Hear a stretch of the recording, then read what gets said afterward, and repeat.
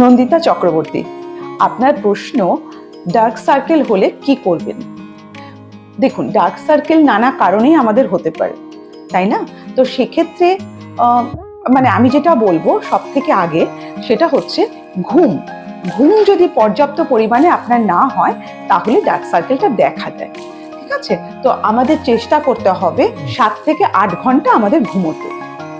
এছাড়া যদি ডার্ক সার্কেলটা হয়ে পড়েছে, তাহলে কিছু ব্যবস্থা তো আমাদেরকে করতেই হয়।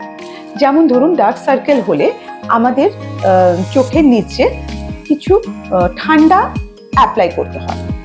যেমন ধরুন, আলুর রস বা শসার রস, সেটা আপনারা আলাদা আলাদা করে রসটাকে বের করে আইস কিউব বানিয়ে নিতে পারেন, দিয়ে সেটাকে অ্যাপ্লাই করতে পারেন দিনে 2 বার।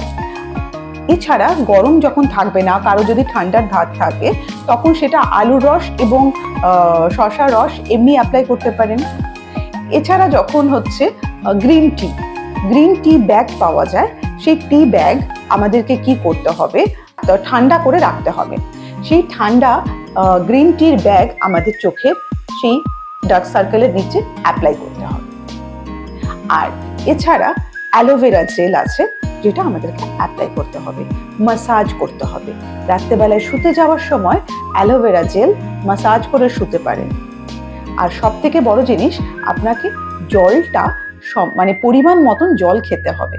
জল যদি আমরা না খাই, তাহলে শরীরের ফ্লুইডগুলো জমা হয়ে যায়, এতে নানা রকম সমস্যা দেখা দেয়। তো সেক্ষেত্রে আপনাকে জল খেতে হবে। চিন্তা তো সবার থাকে, তাও আমি বলবো দুশ্চিন্তা থেকে একটু দূরে থাকতে, আর আই মাসাজ করতে, আর বাকি যেগুলো বললাম সেগুলো একটু মেনে চলুন। আমার মনে হয় অনেকটা রেহাই পাবেন। ভালো থাকবেন।